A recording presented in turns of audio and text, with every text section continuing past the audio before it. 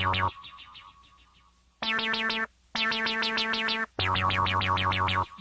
Mo.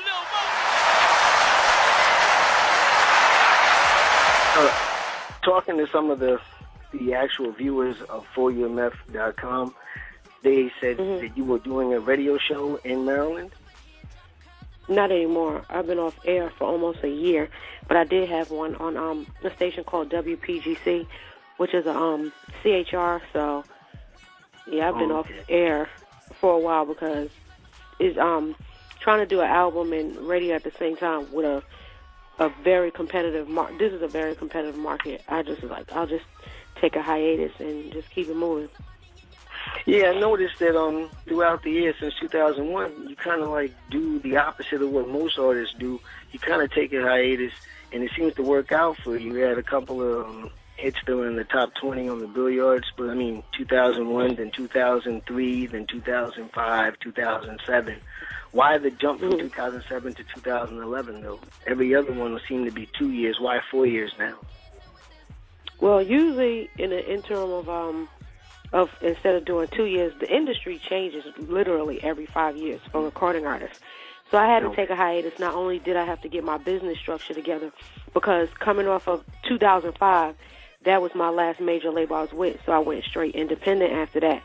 And then after 2007, I remarried, had another child, and, you know, just being indie, you just have more leeway and leverage of when you want to put product out. I would love to do every 2 years, but it's just certain cycles you have to flow in, because there are times R&B and hip-hop take a back seat for pop culture and stuff like that. So that's when I usually dibble and dabble in radio, and I get to do every other thing that I want to do. I got to star in the Color Purple play. I got to do a lot of things in my downtime in entertainment, but it wasn't on a recording level. Yeah, and I just got to the point I was just tired of singing at that time. Just singing the same songs.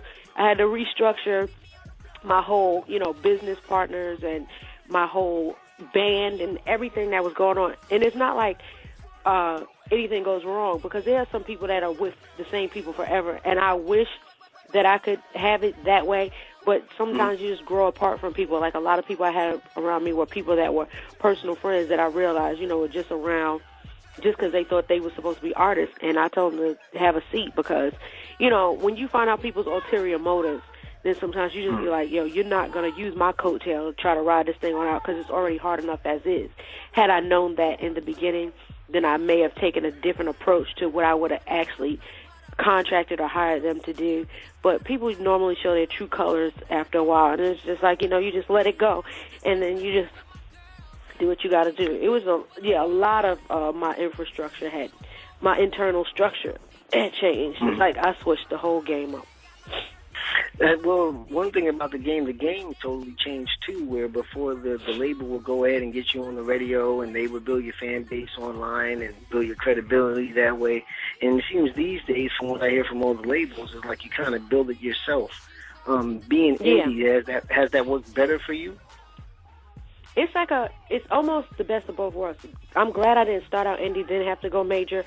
With me being major, then going indie, and possibly going back to major, because I already had a fan base, and the same fan base that grew up with me.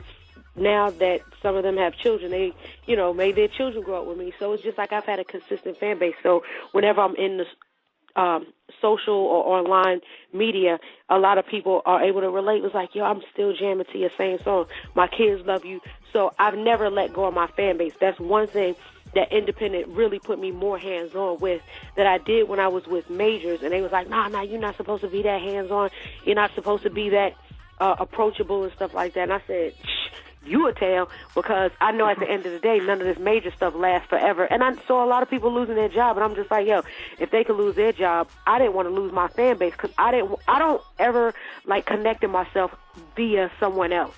I don't believe in middlemen. That's one of the greatest things about India. Is like my Twitter page is ran by me, my Facebook is ran by me. Anything that's ran by me is ran by me. So if I say it, I don't have to have nobody release a damage control thing. I'm like, nope, I said it, and I live by what I said. Now, if it was taken the wrong way, or one thing that people do is they can alter what you say, they can make it look like you said it. I'm just like, oh hell no! Like, you're not gonna sit up there and make me look crazy. So I know one thing. I am glad that major taught me was media training. So sometimes I used to go on rants and stuff, and people are like, oh, my God, she sound homophobic or anti-this. And I was like, child, please.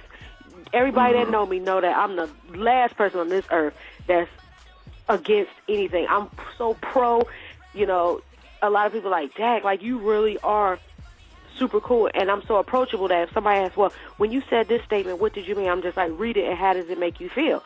And if it makes you feel some type of way, then you're just too emotional on a social site. I don't put my emotions, I put my emotions in my songs and in my shows. On these social sites, that's really just having fun.